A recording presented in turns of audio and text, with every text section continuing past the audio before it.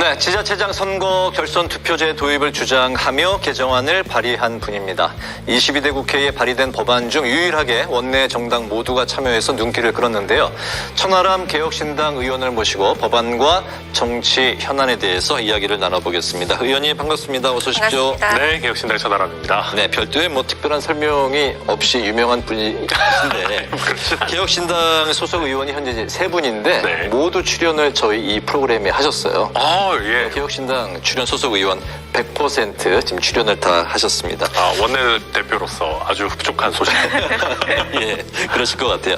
개혁신당 말씀하신 대로 원내대표이고 국회 운영이 기재위 이제 소속으로 바쁜 나날을 보내고 계시고 있을 것 같습니다. 네. 한 석 달 됐나요? 그렇죠. 예, 어떻게 보내셨나요? 말씀하신 것처럼 바쁠 때는 정말 바쁩니다. 특히 오늘이 저 같은 경우 굉장히 분주했는데요. 네. 말씀 주신 것처럼 오늘 운영위도 전체 회의가 있고 기재위도 전체 회의가 있어서 혹시 국회 방송을 열심히 다 그러면 갔다 오신 거예요? 그렇죠. 열심히 국회 방송 보시는 분들 중에 네. 천하람이는 왜 이렇게 자꾸 자리를 비워 하시는 분이 있다면은 그거는 제가 아직 분신술을 터득하지 못한 탓이다. 좀 양해를 부탁드리고 네. 사실 저는 의원이 되기 이전부터 굉장히 하이텐션으로 그러니까 아주 열심히 정치활동을 해왔습니다. 그러나 국회의원이 되고 나니까 기존에 조금 평론을 할 때와는 다르게 네. 사실 국민들의 대표로서 책임감을 가지고 또 이게 당이 작으니까 책임감이 더 커요. 사실 100분 이상씩 되시는 당은 의원 하나가 조금 좀 나태해도 네. 어떻게 돌아갑니다. 그런데 지금 저희는 일당백의 정신으로 그렇죠. 저희는 네. 3명밖에 안 되고 한 발 잘못 디디면은 천길 낭떠러지다라는 생각으로 하다 보니까 훨씬 어떻게 보면 정치인으로서 더 성장하는 그런 계기가 되지 않나 생각합니다. 그렇군요. 네. 네, 우선 정치 현안부터 살펴볼까 하는데 김문수 고용노동부 장관 후보자 인사청문회가 열렸습니다. 방금 전 코너에서도 소개를 해드렸었는데 김 후보자가 일제시대 우리 선조들 국적이 일본이다라고 말한 것에 대해서 좀 논란이 불거졌고 또 야당은 이에 대해서 자진 사퇴를 또 요구를 했습니다. 여당은 김문수 후보자가 현장 경험이 정말 많은 후보자다. 자, 이렇게 맞섰는데 자격 논란이 있습니다. 좀 어떤 생각 갖고 계실까요? 국무위원으로서는 자격이 없다라고 봐야 되겠죠. 자격이 제가 없다. 방금까지 운영위에 있었는데 대통령실에 정진석 비서실장께서도 오셔서 본인도 개인적으로 동의하지 않고 저 김문수 후보자의 네. 언행에 대해서 해당 발언이요? 그렇죠. 네. 그리고 본인도 부적절하다라고 생각을 한다라고 답변을 하실 정도였습니다. 물론 비서실장이시기 때문에 대통령 인사권을 고려해서 임명을 철회하도록 해야 된다 이렇게까지는 말씀 못 하시지만 많은 여권에 계신 관계자분들 또 부적절함을 지적하고 계십니다. 홍준표 시장님도 을사늑약이 무효인데 왜 국무위원 후보자가 저런 이야기를 해서 네. 잘못된 이야기를 하냐라는 취지로 비판하고 계시거든요. 그래서 네. 물론 일제 감정기에 저희가 실질적인 주권 행사가 어려웠던 것은 사실입니다. 그러나 우리 헌법 전문에 잘 기재되어 있듯이 저희가 무효고 부당한 조항에 의해서 단지 주권을 잠시 침탈당했던 것이고 우리가 3.1운동의 정신 또 임시정부의 법통을 계승해서 대한민국의 법통을 이어오고 있기 때문에 일개 개인의 어떤 자유로운 발언이라고 하기에는 국무위원으로서는 너무 좀 굉장히 부적절하다. 그리고 더 안 좋은 점은 지금 여권에서는 노동계에 많은 경험이 있고 이런 얘기 하시는데 네. 노동계분들 지금은 김문수 후보자 싫어합니다. 대부분 과거에 노동운동 하셨을지 모르지만 최근에는 발언들을 보면 노동조합에 대해서 무슨 손해배상 폭탄을 던져야 돼. 거의 터뜨려야 된다. 이런 분이 어떻게 노동계와 허심탄회하게 대화하겠습니까? 그래서 저는 이런 논란으로 보나 능력으로 보나 굉장히 부적절한 인선이고 철회하시는 게 맞다 그렇게 생각합니다. 네, 오늘 현장에 계셨던 그 운영위에서는 오늘 대통령실을 상대로 현안 질의가 있었는데 지금도 정회 중이고 또 속개가 이제 될 거죠. 네. 네. 김 여사 명품백 수수 논란, 대통령실 관저 중축 의혹이 이제 주요 쟁점이었습니다. 현장 분위기 좀 전해주실까요? 운영위는 대통령실을 관장하기 때문에 항상 굉장히 치열합니다. 네. 여당 의원님들도 굉장히 열심히 방어하시고 또 야당의 의원들도 저를 포함해서 열심히 또 대통령실에 내용들을 좀 밝혀내기 위해서 노력합니다. 왜냐하면 대통령실은 뭐만 하면 뭐 국가 주요 시설이다, 경호 시설이다 해서 정보가 잘 나오지 않습니다. 그래서 네. 그러다 보니까 말씀하신 명품백 논란이나 최근에 관저 증축이 여러 차례 있었고 일부분이 공개가 된 적이 있습니다. 그래서 관저에 대해서는 꽤 주목할 만한 어떤 사실관계 확인이 됐어요. 네. 뭐 정자가 증축이 됐고 그다음에 사우나 시설과 드레스룸이 증축됐지 않냐라고 제가 이제 질문했는데 거기에 대해서 완전히 아니다라고 답변하지 않으셔서 네. 어느 정도는 확인이 되고 있습니다. 그러나 오늘 오히려 핵심은 친일관 뉴라이트 논란이었던 것 같아요. 김문수 후보자를 계기로 해서 제가 보고 있으면 솔직히 기가 차는 게요. 비서실장님이나 우리 대통령실의 아주 고위 간부들한테 역사 퀴즈를 하고 있어야 되는 상황입니다. 임시정부 이어받은 거 인정하시느냐, 45년 8월 15일에 강복된 거 인정하시느냐. 제 아들이 초등학교 2학년 9살인데요. 제 아들한테 물어봐도 다 알 법한 얘기들입니다.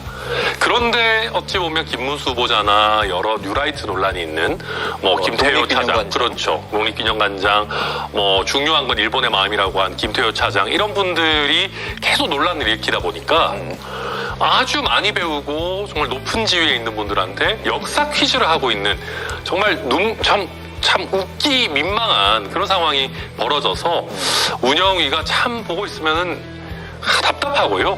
대통령께서 빨리 이런 뉴라이트적 인물들 정리하고 이런 논란을 바로 잡으셔야 되는데 대통령이 본체가 아니냐 이런 의구심이 있어서 참 답답한 상황입니다. 그렇군요. 네, 또 국회 본회의를 앞두고 그 간호법 처리 여부에도 관심이 쏠리고 있는 상황인데 여야는 지금 보건복지위에서 이른바 그 피해 간호사 업무 범위 등에서 좀 이견이 있습니다.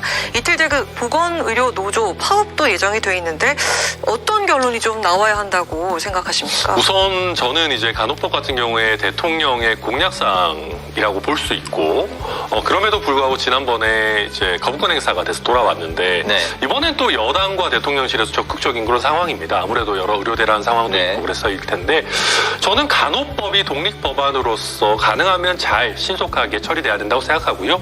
다만 말씀하신 것처럼 PA 간호사의 업무 범위 이런 부분은 아주 치열한 논쟁이 있어야 됩니다. 왜냐하면 업무 범위가 권한의 범위이기도 하지만 책임의 범위이기도 합니다. 그리고 간호조무사님들의 학력 뭐 이런 부분들이 논쟁점이 있기 때문에 네. 오늘 뭐 소위에서 밤샘 토론도 불사하겠다고 하는데 동료 의원님들 좀 죄송하지만은 밤 새셔가지고 좀 네. 짧더라도 심도 깊은 논의를 하고 좋은 형태로 신속하게 좀 처리했으면 좋겠다 그렇게 생각하고 있습니다. 네, 의료 공백이 커지면서 아무래도 이제 정부 여당이 이제 모레 예정돼 있는 보건의료노조 파업 때문에 더 이제 그 부담을 느끼는 게 이제 현실이고 또 중재안 마련에 이제 부심하고 있는데 의대 증원으로 인한 이 의료 대란 실제 뭐 저도 이제 얼마 전에 아이가 이제 고열이 40도가 넘어서 밤에 갑자기 아이고, 예. 응급실을 찾아가니까 진료 의사가 없고 그나마 10시까지만 한다. 밤새워서 하는 그 응급실이 아니더라고요. 이런 현실을 이제 부딪힌 사람들은 굉장히 지금 뭐 어려운 상황이 굉장히 보이지 않게 많이 있을 거라 생각이 듭니다. 어떤 해법이 좀 도출이 돼야 될까요? 근데 이제는 정말 해법을 만들기가 어려운 상황이 되긴 했습니다만은 이 정도까지 왔다면 원점에서 재검토하는 것이 반드시 필요하다라고 생각을 합니다. 유예 정도가 아니라. 네. 그러니까 왜 그러냐면 응급의학을 하시는 분들이나 바이탈가라고 하는 이제 심장, 흉부 하시는 분들, 흉부가 심장이죠. 아무튼 이렇게 내혈관 하시는 분들 네. 보면 여러 가지가 복합적으로 이루어져서 상대적인 박봉의 힘든 근무를 견디고 있으셨거든요. 사명감도 있고요. 그 다음에 사실 어떤 의미에서는 그만두고 나갔을 때 또 상대적으로 윤택한 삶을 살 수 있다는 것 때문에 그래도 몸이 허락할 때는 네. 응급의료, 바이탈 이런 멋진 의사로서의 삶을 살고 싶다라는 분들도 계셨을 겁니다. 그런데 지금 우리가 굉장히 너무 좀 과학적 근거 없이 좀 증언을 밀어붙이면서 그분들을 조금 폄하하게 된 거예요. 뭐냐면 아니 낙수 효과가 있으니까 의사 수를 늘리면 나가서 돈 많이 못 버는 분들이 응급의학 바이탈 하실 거 아니냐. 이러니까 아니 우리가 무슨 성형외과, 피부과 못 가서 이거 하고 있는 줄 아냐. 우리는 사명감에 하는 건데 이럴 취급 받을 바에는 지금 그만두고 나가서 돈 벌겠다. 그리고 전공의가 없어지니까 과부하가 걸리니까 도저히 못 버티겠다. 이런 것들이 막 중첩적으로 네. 일어나고 있거든요. 그래서 지금은 조금 차분하게 다시 한번 원점에서 재검토해 볼 필요가 있고 구체적인 것은 저보다는 저희 이주영 의원이 개혁신당의 전문가시기 때문에 네. 잘 얘기해 주실 겁니다. 네. 네. 의원께서 그 1호 법안으로 대표 발의하신 게 좀 특별합니다. 정치개혁실이 첫 번째 공약인데요. 광역기초지방자치단체장 선거 결선투표제 법안인데 여러 당 의원들의 공감을 한꺼번에 받았더라고요. 그래서 좀 특별하다 이렇게 말씀드릴 수 있을 것 같은데 여야 원내 8당 의원 11명이 공동 발의 참여했습니다. 어떤 내용이고 어떻게 좀 공감을 이끌어낼 수 있었는지 궁금한데요. 우선 좀 재밌었던 거는 이번에 우리 국회에 원내 8당이나 있다는 거를 제 법안을 통해서 알게 된 분들이 좀 네. 계셔서 그런 의미가 있네요. 네, 개인적으로 네. 뿌듯하고요. 네. 저도 뭐 처음부터 뭐 드래곤볼 7개 모으듯이 막 7당의 다른 의원분들을 모아야겠다 이런 생각은 전혀 없었습니다. 네. 다만 선거법은 게임의 룰에 관한 부분이기 때문에 가능하면 폭넓은 좀 논의와 지지를 받았으면 좋겠다 했는데 너무나 감사하게도 네. 원내 모든 정당에서 참여해 주셔서 저는 선거법을 합의로 개정하는 그런 관행에 조금 더 가깝지 않나라는 감사한 생각이 들고요. 내용은 간단합니다. 단체장을 뽑을 때 과반을 넘기는 후보가 없다면 결선 투표를 하자는 겁니다. 이게 왜 그러냐면 광역단체장이나 사실은 궁극적으로는 대통령이 중요한 것인데요. 우리 국민들이 습관적으로는 당보다 인물을 보고 뽑아야 된다. 여러 좋은 인물들이 나와서 경쟁해야 된다 하는데 광역단체장이나 대통령은 솔직히 거대 양당이 아니면 네. 출마하기도 쉽지 않고 출마해도 단일화 압박에 너무 시달립니다. 그러니까 인물이 상관없고 네. 그냥 정당이 어디냐에 따라서 결국은 라인업이 결정되는 상황이거든요. 네. 이런 상황이면은 우리나라에서는 다양한 어떤 경쟁 그리고 나아가서는 프랑스의 마크롱 같은 정말 새로운 도전자 내지는 새로운 정치 집단이 등장하기 어렵기 때문에 그런 가능성을 조금 열어보자. 언제까지 우리가 평행선만 달리는 양극단의 양당만 우리가 선택해야 되느냐, 선택권을 좀 늘리자, 그런 취지입니다. 그렇군요. 네, 말씀하신 것처럼 그 프랑스나 독일 등 대다수 국가에서는 그 대통령도 결선 투표제를 좀 시행을 하고 있는데 국내 반영을 하려면 좀 현실적으로 벽이 있는 것 같습니다. 헌법을 또 개정해야 하고 또 예산도 좀 많이 필요할 것 같고 현실적으로 좀 어떤 준비가 필요할까요? 저는 여러 비용이 들 겁니다. 솔직히 왜냐하면 네. 투표를 한 번 더 해야 되니까요. 그렇죠. 근데 우리가 대통령이나 광역단체장 같은 아주 중요한 정치인을 뽑을 때 그래도 인물 경쟁력을 보고 또 내가 이 사람이 싫어서 저 사람 찍는 게 아니라 2명만 놔두고 뭔가 내가 정말 마음에 드는 사람을 찍을 수 있다면 저는 그거는 가치가 되게 크다라고 국민들께서 느끼시리라고 보고요. 네. 그리고 이제 제 안은 1차 투표를 하고 과반이 안 되면 일주일 정도 뒤에 2차 투표를 하자는 건데 비용이 너무 과대하게 늘어나지 않도록 그 일주일 정도 기간에는 우리 막 운동원분들 춤추고 이런 거 다 빼고 미디어와 온라인을 이용한 선거운동만 할 수 있도록 하자. 네. 토론이라든지 이런 부분들.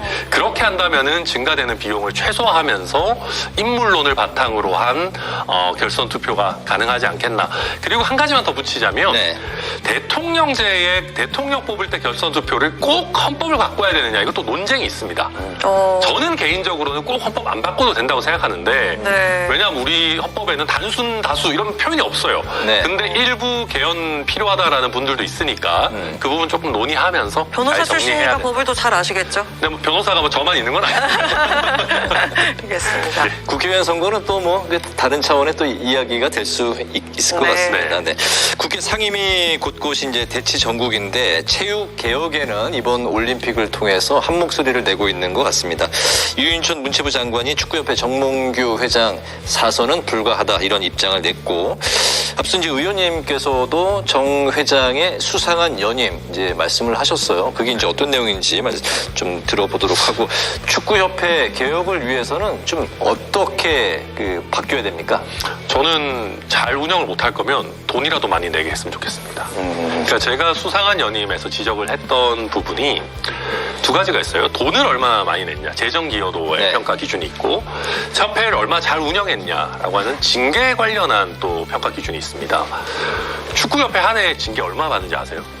230건이 넘게 받습니다. 아, 맞네요. 양궁협회는 몇 건 받을 것 같으세요? 왠지 잘 될 것 같죠? 별로 맞아요. 얼마 없을 것 같죠? 네. 거의 없거나 한두 건입니다. 협회가 징계를 받는 건가요? 징계를 하는 건가요? 받는 겁니다. 아, 협회가? 예, 축구협회가 200 그렇죠. 230건이 넘는 징계를 받습니다. 왜냐하면 근데 이거를 또 너무 평면적으로 비교할 수는 없는 것이 축구협회가 훨씬 더 크긴 합니다. 근데 그걸 감안해도 절대적인 숫자가 너무 많아요.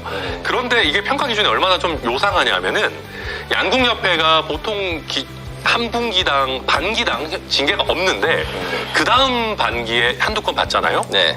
그러면 징계 관련 평가 점수가 뚝 떨어집니다. 얼마나 늘었냐 줄었냐 가지고 평가를 받거든요. 네. 근데 축구협회는 평상시에 굉장히 많다가 조금만 줄어들거나 현상 유지만 해도 만점이 나옵니다. 그래서 정몽규 회장 연임 평가할 때 축구협회는 만점을 받았고 징계가 축구협회 100분의 1밖에 안 되는 다른 협회들은 막 점수가 떨어져 있어요. 그 부분이 수상하다고 말씀하신 것 같은데 왜 그런 현상이 나타난 겁니까? 저는 이런 부분들이 당시에 정몽규 회장이 대한체육회의 부회장을 맡고 있었어요. 그리고 그러다 보니까 재정 기여도 같이 본인이 좀 부족한 부분도 만점이 나오고 이 징계 부분도 만점이 나오게끔 굉장히 유리한 기준에 적용을 받아왔던 거 아닌가. 제19 감싸기 뭐 이런 차원인가요? 저는 그런 좀 우려가 있습니다. 저도 아직 뭐 스모킹건이 있는 것은 아니고요. 그리고 지금 유인촌 장관도 잘 말씀해 주셨지만 너무 한 사람이 지나치게 협회를 장기 집권하는 거 좋지 않고 정몽규 회장이 본인이 쓰신 축구의 시대라는 자서전이 있습니다. 네.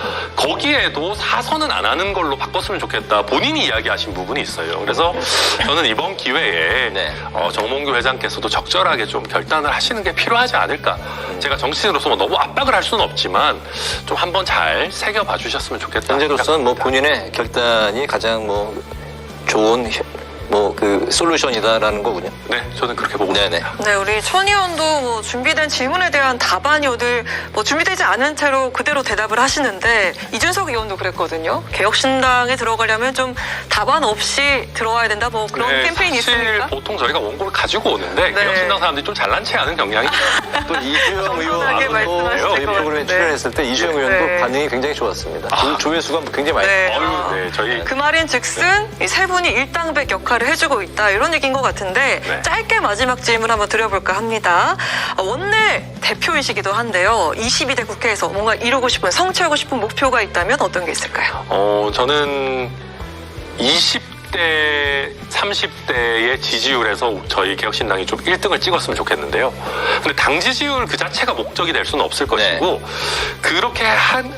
왜 그렇게 되느냐가 중요할 텐데 국민연금이라든지 아니면 재정이라든지 나아가서는 청년 일자리라든지 개혁신당이 있어서 우리나라에 미래가 있구나 라는 평가를 좀 받았으면 좋겠습니다. 그래서 국민연금 꼭 저희 좋은 안을 마련해서 여야를 좀 잘 끌어당기는 역할 해보고 싶습니다. 국민연금을 22대 국회에서 꼭 실현하고 싶은 그런 중점 과제로 꼽으셨습니다. 파워 인터뷰 오늘은 개혁신당 천하람 의원을 모시고 결선 투표제와 상임위 현안에 대한 말씀을 들어봤습니다. 오늘 말씀 아주 잘 들었습니다. 고맙습니다. 자주 나와 주십시오. 그렇게 하겠습니다. 감사합니다. 고맙습니다.